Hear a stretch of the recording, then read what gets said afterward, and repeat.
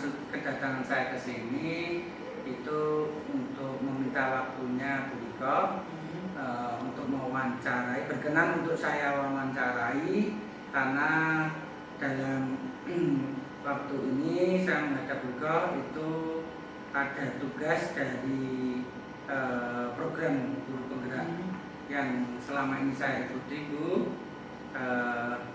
Maka dari itu bersediakah dan berkenankah Ibu Wiko saya wawancari Bu?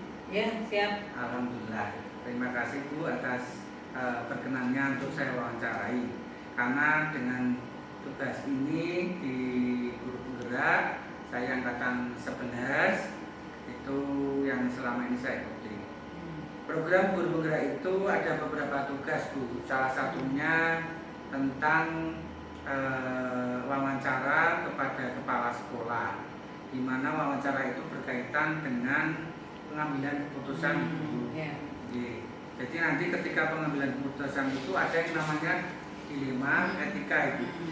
Nah, dilema etika itu sendiri adalah kalau kita memilih dua opsi atau pilihan itu dua-duanya benar, dua-duanya benar. Jadi kan harus memilih satu opsi, sedangkan dua opsi itu saling bertentangan. Kemudian juga ada yang namanya bujukan moral itu, bujukan moral. Dengan bujukan moral itu sendiri yaitu yang satu benar dan yang satunya salah. Nah di sini saya nanti ada 8 pertanyaan Ibu. Ya, jika berkenan nanti bisa menjawab ya, untuk membantu tugas saya. Ya, amin. Ya. Langsung saja ya Ibu. Ya. Baik, pertanyaan yang pertama Ibu. Selama ini bagaimana Ibu dapat mengidentifikasi kasus-kasus yang merupakan dilema etika atau bujukan moral Ibu? Ya.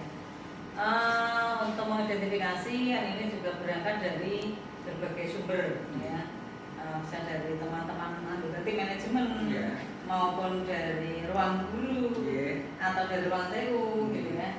Nah, berbagai masalah yang ada yang tergolong ke dilema etika, gitu.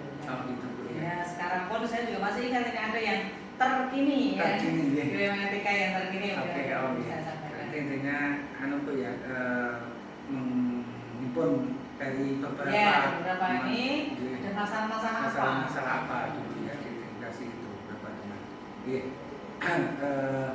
Terima kasih Bu. Yang pertanyaan kedua, ini Ibu Siti Norwikoyati SPDMA, saya kenalkan ini Kepala SMA Negeri 1 Kaliwungu.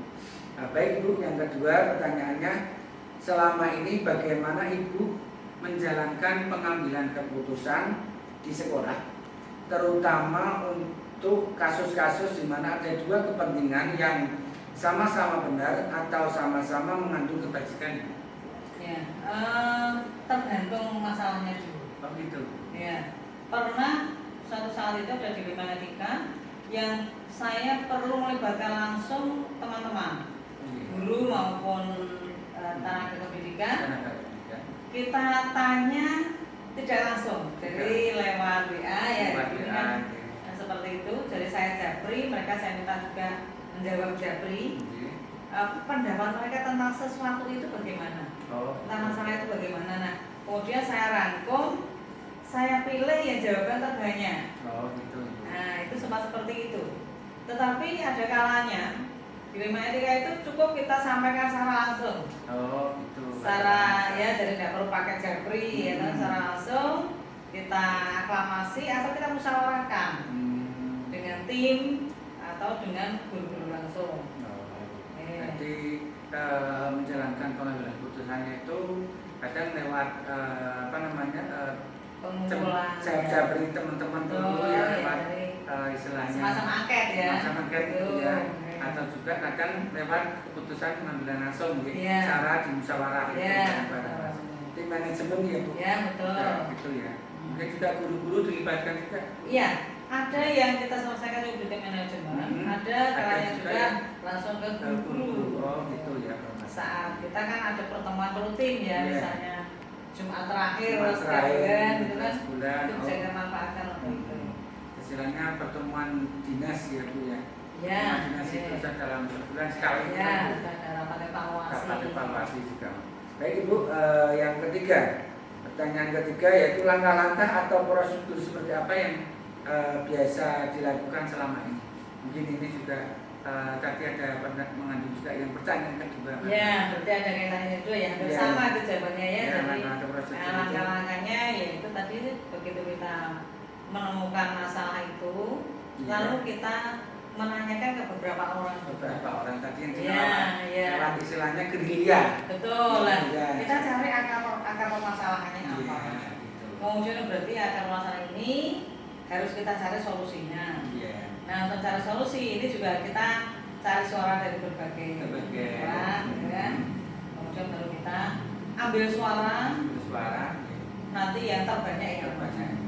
Kebanyakan seperti itu. Jadi ambil suara terbanyak. Jadi umpamanya Ibu nanti ketika menyampaikan hasil keputusannya pun kan nanti sudah berdasarkan itu ya Bu. Bisa menjadi member dari keputusan saya berdasarkan dari usulan teman-teman atau dari saran masukan teman-teman itu semua ya Bu. Iya, jadi pernah seperti itu kan dulu kita sampaikan ke teman-teman Bapak Ibu setelah kita polling suara pendapat dari Bapak Ibu ini ternyata yang terbanyak memilih yang ini.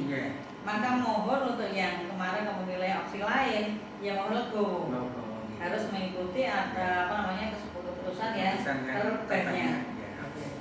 Ya Ibu, terima kasih atas jawabannya yang kedua dan pertanyaan keempat, pertanyaan ketiga tadi ya. Yang sekarang untuk pertanyaan keempat. Hal-hal apa saja yang selama ini Ibu anggap efektif dalam pengambilan keputusan pada kasus-kasus dilema etika ini? Efektif. Mungkin faktor-faktor yang positif yang mendukung untuk tercapainya keputusan itu yang maksudnya ya. Ya efektif ya, lebih efektif untuk keputusan yang mendukung. Ya, yang mendukung ya. Jadi saya lihat teman-teman di sini lebih banyak yang bisa diajak kompromi, diajak berbicara. Jadi teman-teman itu cerdas. Jadi mereka mau diajak komunikasi, kemudian tidak mementingkan egonya. Gitu sehingga kita bisa saling mengingatkan.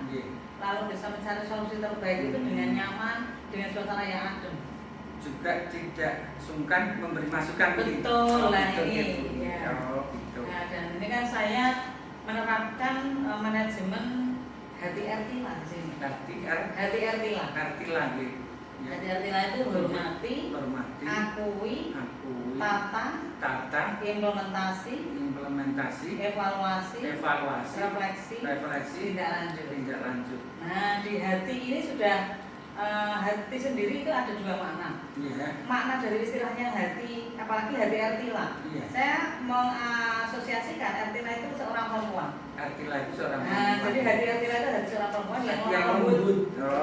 Jadi kita menyelesaikan sesuatu itu tidak usah pakai kekuatan fisik, tetapi pakai dengan lemah lembut. Iya, tulus hati, sepenuh hati dan hati-hati. Ya, nah, jadi di sini seperti hanya tadi hormati. Hormati ini tidak hanya menghormati antar insan, antar manusia, tapi menghormati aturan. Menghormati adat. Menghormati kebijakan pemerintah. Ini juga bagian dari menghormati. Jadi menghargai dan respect terhadap aturan maupun terhadap sumber daya manusianya. Gitu. Kemudian akui ini kita menyadari bahwa kita punya keterbatasan. Dan saya menyadari bahwa setiap manusia selain punya kelemahan pasti punya kelebihan. Punya keunikan. Misalnya Pak Sandi itu apa sih kelebihannya? Kelemahan pasti tidak punya. Tapi pasti punya kelebihan apa? Bukan berat badan Pak, tapi keunikan. Ternyata Pak Sandi itu telaten ngopeni anak-anak ekskul misalnya. Ini bagian dari kelebihan jenengan. Kemudian mau belajar. Gitu lah. Dengan kita mengakui menyadari bahwa orang itu punya kelebihan, punya keunikan ini, maka menatanya lebih mudah. Pak Sandi lebih cocok jadi staf Bagasis. Orang yang telaten membahas atau mempelajari kurikulum nasional, telaten bikin jadwal cocok jadi wakil kurikulum. Gitu. Ya. Ini langkahnya, jadi kita dengan manajemen saya tadi jadi RT-lah. Terima kasih atas ilmunya Bu. Nanti di videonya akan saya ulang-ulang dan akan saya tularkan ke teman-teman juga. Itu dapat dari mana? Dari sini. Ya, terima kasih RT-lah saya ingat. Oke, pertanyaan berikutnya Ibu. Pertanyaan kelima. Hal-hal apa saja yang selama ini merupakan tantangan dalam pengambilan keputusan pada kasus-kasus dilema etika? Tantangannya ini diantaranya ada teman kita itu yang punya prinsip pokoknya. Oh gitu ya. Pokoknya harus begini. Kalau tidak begini saya nggak akan mau membantu. Ada ternyata seperti itu. Kemudian apalagi tantangan lainnya? Saya kira kalau nggak terlalu ya. Jadi itu yang nama apa namanya ya?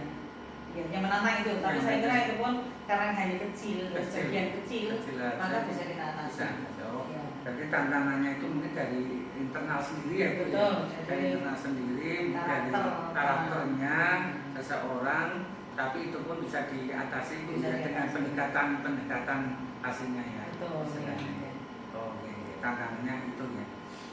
Dan itu pun kan juga kecil ya, Bu. Kecil banget. Jadi kalau misalnya mau tetap ngotot ya tidak apa-apa lah kita. Akhirnya juga. Oke, ya biasa buat di instansi manapun kadang kan ada yang seperti itu. Ya Ibu, terima kasih. Untuk pertanyaan berikutnya yaitu apakah Ibu memiliki jadwal tertentu dalam menyelesaikan permasalahan dilema etika itu sendiri? Apakah langsung menyelesaikan di tempat itu atau memiliki sebuah jadwal yang untuk menyelesaikan permasalahan dilema etika itu sendiri? Bentuk atau prosedur seperti apa yang Ibu jalankan? Begitu kita menemui masalah, saya lebih suka itu segera menyelesaikan. Segera diselesaikan ya. Segera diselesaikan. Jadi tidak usah menunggu waktu rapat rutinnya kapan. Pokoknya segera kita selesaikan. Biar segera kondusif ya. Sudah tidak berlarut. Iya, tidak berlarut. Jadi kalau ada tahu permasalahan, langsung Ibu tadi ya lewat mungkin atau tim gerilya yang mungkin keputusan tadi kan lewat keputusan gerilya yang terbanyak yang mana gitu kan tadi ya. Berarti Ibu langsung segera. Tapi sebelum ke yang cari terbanyak tadi polisi, saya pun tetap memulai dari tim manajemen dulu. Saya kumpulkan dulu tim manajemen. Gitu ya. Saya sampaikan ada permasalahan begini. Gitu. Bagaimana kalau kita selesaikan dengan cara begini? Gitu. Ya, saya tetap mewakili teman-teman tim manajemen. Karena saya kira makin banyak yang mempertimbangkan. Betul. Itu lebih bijaksana. Gitu. Tapi ya tidak semuanya ya, maksudnya walaupun lebih banyak itu bukan berarti terus semua orang langsung diajak membicarakan itu. Tim kecil dulu. Ya. Intinya berarti kalau ada kasus-kasus tertentu Ibu langsung karena mungkin dengan tim manajemen tadi dulu. Dengan slogannya itu semangka cetar membana yang ada tren dinasnya itu ya. Oke, saya masih satset ya itu ya. Baik, bagus, terima kasih. Untuk pertanyaan berikutnya, kira-kira adakah seseorang itu yang barangkali selama ini atau faktor-faktor selama ini mempermudah atau membantu Ibu dalam mengambil keputusan dalam kasus-kasus dilema etika itu? Iya, betul sekali. Teman-teman kita ini kan orang-orang yang cerdas tadi. Kemudian juga apalagi yang kita rekrut di dalam tim manajemen. Ini karena kita sudah memakai manajemen hati-hatilah tadi. Insya Allah sudah orang-orangnya itu pas ya kita tempatkan di situ. Itu enak untuk diajak bicara. Gitu. Jadi siap untuk menyelesaikan masalah kamu. Berarti lebih pertanyaan spesifiknya ada gitu seseorang atau faktor-faktor yang selama ini mempermudah atau membantu? Ada. Menginjak pertanyaan yang terakhir itu dari semua hal yang telah disampaikan, kira-kira pembelajaran apa yang Ibu petik dari pengalaman Ibu dalam pengambilan keputusan dalam kasus-kasus dilema etika ini? Saya bisa mengambil pembelajaran bahwa untuk mengatasi suatu masalah itu kita tidak boleh langsung memikirkan dengan ini harus saya selesaikan dengan kekerasan ya. Ya saya lebih suka atau kita itu harus bersabar, kita selesaikan dengan cara damai. Ya, dengan cara damai. Kita musyawarahkan, sebagai bisa kita musyawarahkan. Pilihan yang kedua adalah kita polling tadi. Ya, dengan suara terbanyak tadi. Ya alhamdulillah selama ini dengan udah seperti itu kok terselesaikan. Jadi ya pihak yang tadi kurang setuju ada ya terima gitu kan, sudah bisa menerima. Juga untuk mengatasi yang tantangan tadi ada sing pokoknya barang itu Bu, barangkali ya karena mungkin lewat pendekatan. Betul. Tapi kalau memang keputusan air ya mungkin itu kan kecil ya Bu ya. Iya. Tetap ikut. Iya, saya sampaikan ya sudah itu saya sampaikan. Pak mohon maaf ini kok dari keputusan bersama dari polling ternyata yang banyak itu milih yang ini. Jadi mohon dimaafkan kalau ini tidak sesuai dengan harapan jenengan. Tetapi insya Allah ini pun juga membawa kebaikan untuk semuanya. Betul. Akhirnya juga mau nggak mau kalau sudah keputusan bilang ke ya Bu, sing tantangan tadi itu ya. Bagus sekali Bu. Mungkin itu cukup sekian Ibu. Terima kasih atas waktu Ibu Iko yang sudah meluangkan waktunya untuk saya. Semoga ini semua bisa menjadi ilmu bagi saya ke depannya Ibu. Amin. Terima kasih Ibu Iko. Assalamualaikum warahmatullahi wabarakatuh. Waalaikumsalam warahmatullahi wabarakatuh.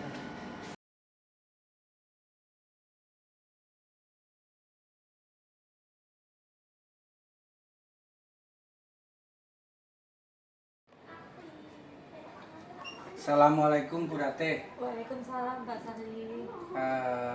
Bagaimana kabarnya Bu Rate? Alhamdulillah baik Pak Sari. Alhamdulillah. Bu Rate, maksud kedatangan saya ke sini menghadap Ibu sebagai kepala SMK Bakti Kencana ya Bu. Iya betul. Yaitu untuk meminta waktunya Bu mewawancarai panjenengan. Bersediakah panjenengan untuk saya wawancarai Ibu? Baik Pak Sari silahkan. Alhamdulillah, terima kasih. Ini kan terkait dengan tugas saya Bu dalam program guru penggerak di angkatan 11 saya yang selama ini saya ikuti. Terus jadi program guru penggerak itu ada beberapa tugas Bu, yaitu salah satunya mewawancarai kepala sekolah dan yang nanti akan diwawancarai itu minimal 3 lah dari kepala sekolah saya sendiri sama Negeri 1 Kaliwungu. Kebetulan Ibu temannya teman saya, makanya saya minta tolong saya witi nipu nek ngerepotke Ibu nggih. Siapa sih? Nggih, matur suwun itu. Itu terkait tugas mewawancarai di mana wawancara itu berkaitan dengan pengambilan keputusan Ibu. Oh, nggih. Jadi nanti ketika pengambilan keputusan itu ada yang namanya dilema etika. Oke. Dilema etika sendiri itu adalah kalau kita memilih 2 opsi tapi dua-duanya benar Ibu. Oke. Jadi kan harus memilih 1 opsi, sedangkan 2 opsi itu adalah saling bertentangan. Kemudian juga ada yang namanya bujukan moral Ibu. Ya, bujukan moral itu ya adalah yang satu benar dan yang satunya salah. Nah, di sini saya nanti akan memberikan pertanyaan kepada Ibu Ratih, yaitu 8 pertanyaan Ibu. Jika berkenan nanti bisa menjawab untuk membantu tugas saya Ibu. Siap Pak Sari, saya akan mencoba menjawab. Terima kasih. Langsung saja Ibu. Silakan. Pertanyaan pertama. Selama ini bagaimana Ibu dapat mengidentifikasi kasus-kasus yang merupakan dilema etika atau bujukan moral Ibu? Oke, baik. Jadi selama ini ya kurang lebih misalnya ada kasus ya kita pelajari dulu kasus tersebut, kemudian kita simpulkan yang nantinya bisa untuk mengambil keputusan atau tindak bagaimana kasus tersebut akan berlanjut seperti itu.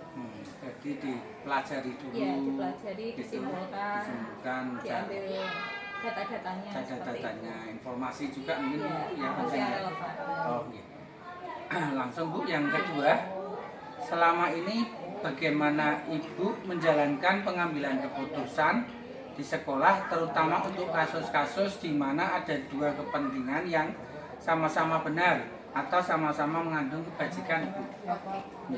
Ya seperti itu mungkin bisa dengan memprioritaskan kepentingan banyak pihak, Pak. Jadi yang kebutuhan seluruh pemangku kepentingan yang pertama seperti itu, dan juga koordinasi pada aturan yang ada. Gitu. Berarti prioritas banyak yang kepentingan dan juga prioritasnya pada aturan yang ya, berdasarkan juga aturan yang benar gitu ya Bu ya, ada etika itu barang juga. Pertanyaan berikutnya Ibu, langkah-langkah atau prosedur seperti apa yang biasa Ibu lakukan selama ini? Oke, baik. Jadi langkah-langkahnya kurang lebih ya mengumumkan fakta dulu sebanyak-banyaknya. Kemudian kita cari tahu dampak positif dan negatifnya dari keputusan tersebut. Kemudian juga kita mengubah sudut pandang menjadi orang lain itu yang terkena kasus. Dan yang terakhir ya bisa konsultasi juga dengan orang lain, dengan pihak-pihak yang terkait. Berarti diruntut ya Bu ya, ada prosesnya ya Bu ya, tidak langsung mengambil keputusan tapi ada tahapan-tahapannya. Ya, bagus sekali Bu ya. Oke, pertanyaan keempat Ibu, hal-hal apa saja yang selama ini Ibu anggap efektif dalam pengambilan keputusan pada kasus-kasus dilema etika Ibu? Oke, kita berpikirnya kepada hasil akhir yang pertama Pak, kemudian orientasi pada aturan yang benar tadi, dan juga mengutamakan rasa peduli. Jadi tiga hal itu yang menjadi poin penting ketika menghadapi kasus dilema. Oke, terima kasih atas jawabannya. Pertanyaan selanjutnya Ibu, hal-hal apa saja yang selama ini merupakan tantangan dalam pengambilan keputusan pada kasus-kasus dilema etika Ibu? Oke, mungkin pada kasus dilema etika karena sama-sama benar, maka sebenarnya tidak ada solusi yang jelas Pak, hanya tinggal kita memutuskan aja salah satu yang benar yang mana, seperti itu. Oh, gitu. Yang sesuai dengan norma etika. Sesuai dengan norma etikanya itu sendiri ya. Sampai tadi sangkutan dengan kepentingan yang lebih banyak tadi juga ya Bu.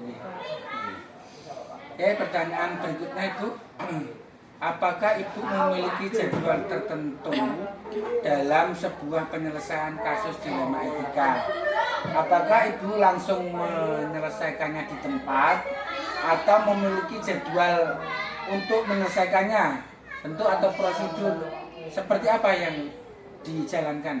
Oke, baik. Jadi apa namanya juga ada kasus itu bersifat insidental Pak, sehingga ya waktunya ya bisa sesuai jika ada kasus itu terjadi, ya tentunya saya komunikasikan atau saya diskusikan dengan pihak-pihak yang terkait yang berkepentingan, ya, sehingga waktunya sangat fleksibel sesuai kasus yang sedang berlangsung. Oh gitu. Barangkali mungkin bisa juga langsung ditangani gitu ya, Bu, diselesaikan. Jadi langsung diselesaikan dengan diskusi dengan beberapa pihak terkait. Ya, terkait. Juga mungkin ada penjadwalan juga Bu, barangkali kalau mungkin perlu itu enggak. Kalau enggak langsung gitu. Iya, langsung saja. Ya, oke. Sifat insiden. Oke, karena sifatnya kalau masalah langsung diselesaikan kan juga enggak berlarut-larut Bu ya. Betul. Gitu. Baik, pertanyaan selanjutnya Ibu, adakah seseorang nih atau faktor-faktor apa yang selama ini mempermudah atau membantu Ibu dalam pengambilan keputusan dalam kasus-kasus dilema etika Ibu? Ya tentunya apa pihak-pihak yang terkait dengan tersebut, misalnya kepentingannya ya ada yang bisa membantu wakil kepala sekolah, ketua jurusan, dan staf-staf di bidangnya seperti itu Pak. Jadi yang untuk membantu saya dalam pengambilan keputusan kalau ada kasus dilema etika. Intinya mungkin wakil kepala sekolah dan guru BK dan ketua jurusan itu berarti kan ya apa namanya bisa dikatakan tim manajemen. Iya. Oke. Berarti ada ya Bu ya, seseorang itu yang dimaksud artinya itu bukan satu orang tapi kan mungkin tim teman-teman ya, artinya itu kan ada seseorang ya ada Oke Bu, menjawab pertanyaan yang terakhir Bu Ratih. Dari semua hal yang telah disampaikan, pembelajaran apa yang Ibu petik dari pengalaman Ibu dalam pengambilan keputusan Bu? Oke, baik. Ya. Tentunya dalam mengambil keputusan ada yang mungkin tidak terima atau keberatan Pak. Nah, Iya. sehingga itu ya merupakan konsekuensi atau resikonya. Cuman apa tidak masalah karena ya di dunia ini kan memang sesuatu hal kan pasti ada plus minusnya, sehingga Ada itu persennya. sesuatu yang lumrah sekali. Juga mungkin yang namanya pengambilan keputusan itu tadi disamping ada konsekuensinya, pasti tidak bisa memuaskan semua pihak Iya, gitu. ada yang pro dan kontra, itu hal biasa. Hal biasa gitu ya Bu ya. Tapi barangkali untuk yang tadi tidak pro-nya itu mungkin ya Bu ya, sedikit istilahnya ya, tidak terlalu frontal dan sebagainya juga. Iya Ibu, terima kasih sekali. Cukup sekian Ibu. Terima kasih atas waktu Ibu sudah meluangkan waktunya untuk saya. Semoga semua ini bisa menjadi ilmu bagi saya Bu ke depannya.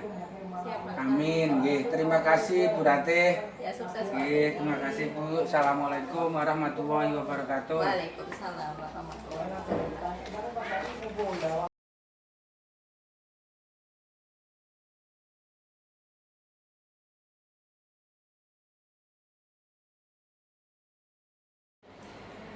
Assalamualaikum Pak Punjari.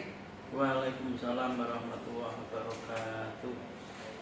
Pak Punjari, maksud kedatangan saya silaturahim ke Pak Punjari selaku Kepala SMP PGRI 14 Branson Pak G.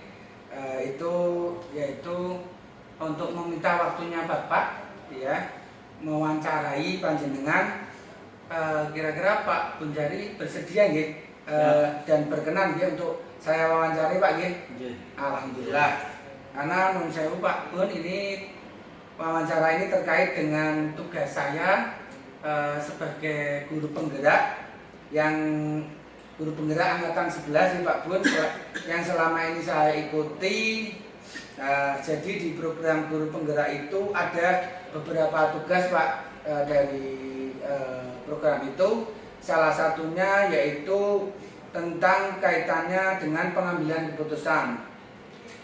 Jadi nanti ketika pengambilan keputusan itu Bapak sebagai kepala sekolah ada yang namanya dilema etika Pak Bun. Jadi dilema itu sendiri adalah kalau kita itu memilih dua opsi tapi dua-duanya benar Pak. Jadi kan harus memilih satu opsi, sedangkan dua opsi itu saling bertentangan. Kemudian juga ada yang namanya bujukan moral. Bujukan moral itu adalah yang satu benar dan yang satunya salah. Lah, di sini saya nanti ada 8 pertanyaan Bapak, ya. Jadi saya harap Bapak berkenan untuk bisa menjawab, ya, untuk membantu tugas saya. Langsung saja, ya Pak Bun. Oke, pertanyaan yang pertama, selama ini bagaimana Pak Punjari dapat mengidentifikasi kasus-kasus yang merupakan dilema ITK atau bujukan moral, Bapak? Terima kasih Pak Sandi yang telah memberikan beberapa pertanyaan terkait dengan dilema etika.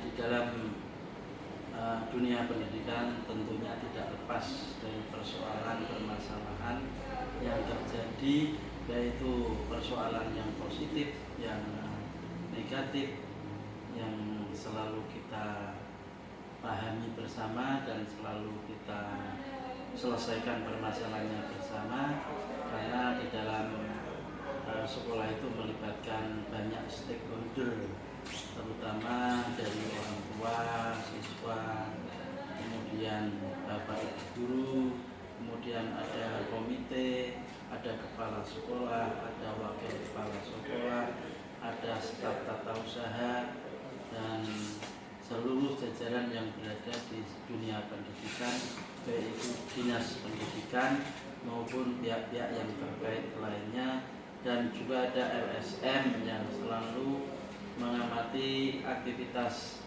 di dunia pendidikan secara positif. Tentunya kita sangat untuk memperhatikan demi kelancaran suksesnya tujuan dari pendidikan itu sendiri. Terkait dengan mengidentifikasi, tentunya kasus-kasus yang di sekolah itu banyak sekali. Yang pertama, kita harus bisa mengidentifikasi antara kasus yang terjadi pada siswa pada guru pada guru, terus kemudian guru kepada kepala sekolah, atau mungkin guru beserta keluarganya, atau mungkin yang lainnya. Tentunya kita bisa melihat apa yang terjadi kenyataannya dalam kita mengidentifikasi itu, kita urutkan persoalannya, dan itu wewenang sekolah apa tidak, itu wewenang Bapak Ibu guru atau tidak, mungkin wewenang dinas pendidikan atau tidak, itu semuanya harus kita identifikasi secara jelas dalam hal kasus-kasus itu. Jadi kami selaku kepala sekolah tidak langsung ambil keputusan, kita awali dengan pengamatan permasalahan itu sendiri, dan setelah itu kita amati dan kita analisis, kemudian kita mengklarifikasi, bahkan sampai kita mencoba mempertemukan pihak-pihak yang terkait supaya persoalan itu lebih jelas dan bisa dianalisis bahwa persoalan ini yang harus kita identifikasi menjadi sebuah persoalan pendidikan atau persoalan umum atau persoalan khusus bagi sekolah itu sendiri. Makanya dalam hal identifikasi persoalan sekolah, kita tetap harus hati-hati mengacu pada etika itu sendiri. Jadi intinya Pak Kun ya. Jadi kalau ada permasalahan kasus-kasus diruntut itu ya Pak, sesuai urutan yang etikanya Pak, langkah-langkahnya itu kan diurutkan. Oke Pak Kun, terima kasih. Yang kedua Pak Kun, selama ini bagaimana Pak Kunjadi sebagai kepala sekolah menjalankan pengambilan keputusan di sekolah, terutama untuk kasus-kasus di mana ada dua kepentingan yang sama-sama benar atau sama-sama mengandung kebajikan. Itu Pak Kun.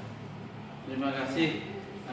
Tentunya dalam hal delima kepentingan itu memang kebaikannya untuk kita semua, walaupun dari unsurnya itu berbeda-beda, namun kita tetap mengundang semua pihak-pihak yang terkait. Misalnya kita harus koordinasikan sama Bapak Ibu guru. Apabila itu melibatkan siswa, ya kita memanggil siswa. Apabila juga melibatkan orang tua, kita panggil orang tua. Dan apabila itu ada kepentingannya dari unsur komite, kita juga harus memberitahu dan mengundang komite supaya semuanya bisa mencarikan jalan solusi pemecahannya. Jadi kita tidak gegabah dalam mengambil keputusan. Harus banyak pihak-pihak yang memberikan masukan terlebih dahulu, setelah itu baru kita putuskan. Baik itu keputusan mengarah pada pihak satu maupun pihak yang lainnya, kalau semuanya sudah disepakati dan ada nilai koordinasi, tentunya semuanya akan menerima dengan berlapang dada atau dengan baik, tidak akan terjadi gejolak di kemudian hari. Oh, berarti kesimpulannya ya Pak Kun, ketika menjalankan pengadilan putusan itu berarti dengan cara beberapa aspek unsur yang dilibatkan Pak Kun, artinya tidak tergesa-gesa, tidak terburu sehingga menghasilkan keputusan yang baik tadi Pak. Baik, pertanyaan ketiga Pak Kun, langkah-langkah atau prosedur seperti apa yang biasa dilakukan selama ini Pak Kun? Langkah-langkah atau prosedurnya yang biasa dilakukan selama ini. Ya, pada dasarnya ini pertanyaan seperti itu ini juga ada hubungannya dengan pertanyaan yang kedua tadi. Ada pertanyaan kedua. Karena unsur-unsur langkah-langkah atau hal-hal yang harus kita lakukan untuk kepentingan di sekolah, tentunya kita harus mengambil langkah-langkah yang positif, langkah-langkah yang efektif, dan langkah-langkah yang baik prosedurnya yang merupakan sebagai acuan kita bersama.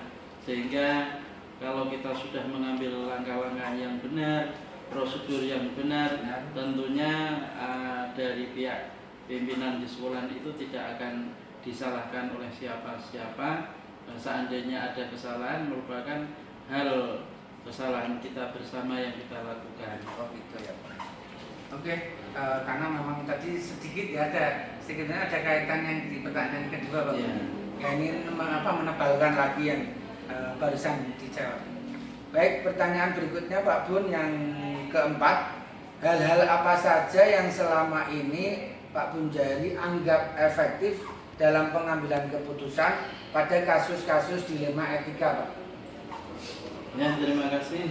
Pertanyaan yang keempat terkait dengan keefektifan waktu maupun dalam pengambilan keputusan di dalam kasus dilema etika. Kita semuanya dalam mengefektifkan waktu, kita tentunya harus ada unsur dari Bapak Ibu guru maupun komite, sehingga mengambil langkah untuk pengambilan keputusan itu dengan menggunakan waktu yang seefektif-efektifnya.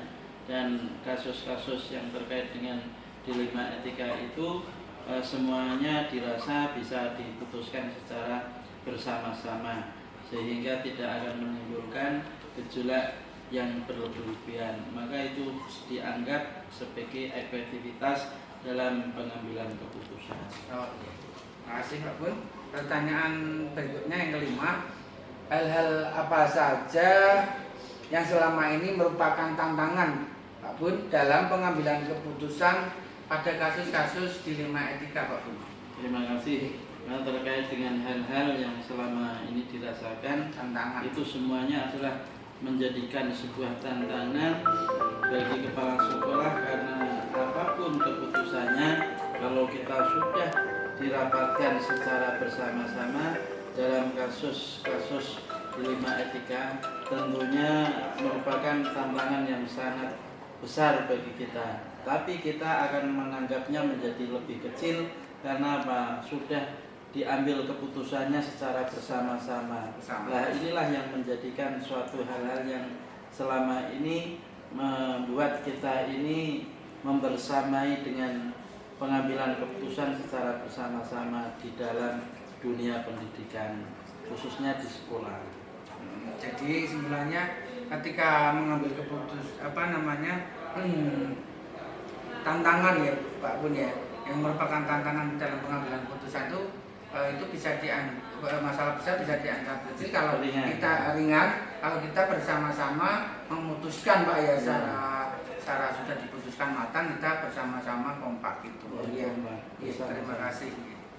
Pertanyaan berikutnya Pak Bun ya, apakah Bapak memiliki jadwal tertentu dalam sebuah penyelesaian kasus dilema etika? Apakah Pak Bunjari langsung menyelesaikannya di tempat atau memiliki jadwal tertentu untuk menyelesaikannya, dan bentuk atau prosedur seperti apa yang dijalankan Pak Bun? Terima kasih. Terkait dengan penjadwalan sebuah penyelesaian kasus, tentunya kita tidak lepas dari kejadian ya. Kejadian itu secara tiba-tiba atau mungkin kejadian itu sudah pernah terjadi dalam kurun waktu tertentu, sehingga kita harus menjadwalkan penyelesaiannya. Tapi kalau memang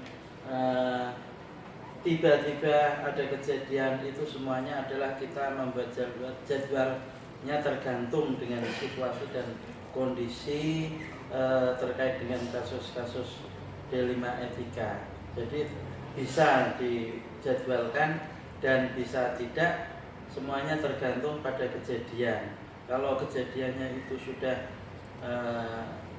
pernah yang lalu sudah pernah terjadi, kemudian belum bisa diselesaikan, maka kita harus menjadwalkan ulang bagaimana rencana kita untuk menyelesaikan permasalahan-permasalahan terkait dengan kasus D5 etika. Tapi kalau secara tiba-tiba, maka kita tanpa menjadwalkan pun kita langsung bisa mengadakan sebuah koordinasi musyawarah bersama Dewan Guru maupun yang pihak-pihak yang terlibat di dalamnya.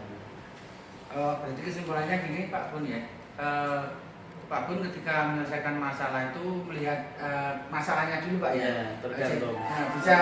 Bisa dijadwalkan, bisa juga kadang spontanitas Pak ya. Oh ya, berarti ada dua cara ya, lihat permasalahannya dulu itu Pak Bun ya.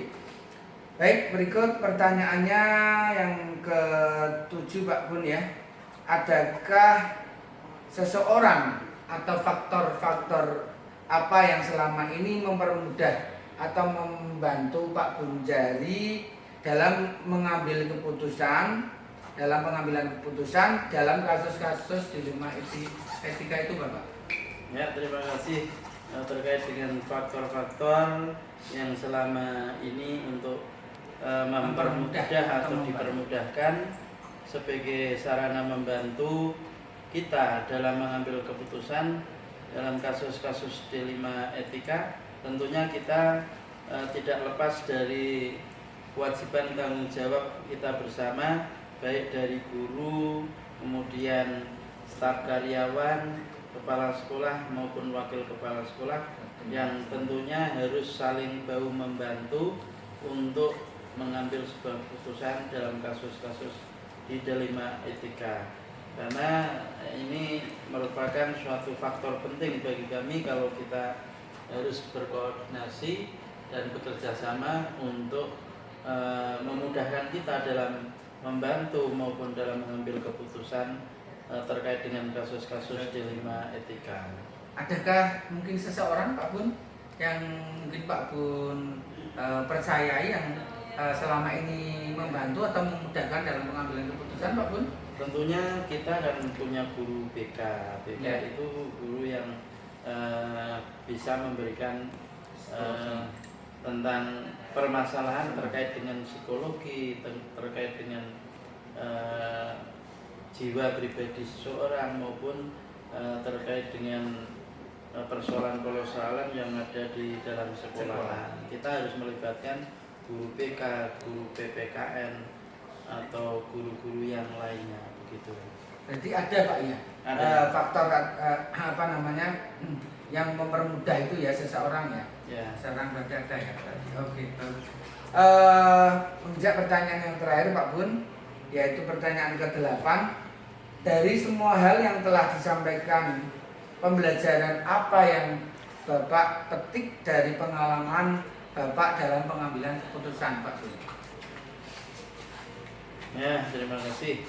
Terkait dengan semua hal yang pernah terjadi di sekolahan kita ini, tentunya sebagai pengalaman pembelajaran dari kami, ini dirasa sangat menjadikan sebuah perhatian khusus atau bisa dikatakan dipetik sebagai sebuah suatu pengalaman yang sangat berharga dalam pengambilan keputusan. Maka segala sesuatunya kalau kita mengambil sebuah keputusan selalu kita libatkan dari semua pihak yang terkait sehingga pengambilan keputusan ini benar-benar valid, benar-benar baik dan tidak ada sesuatu yang diragukan dan tidak ada sesuatu yang terjadinya sebuah kejanggalan.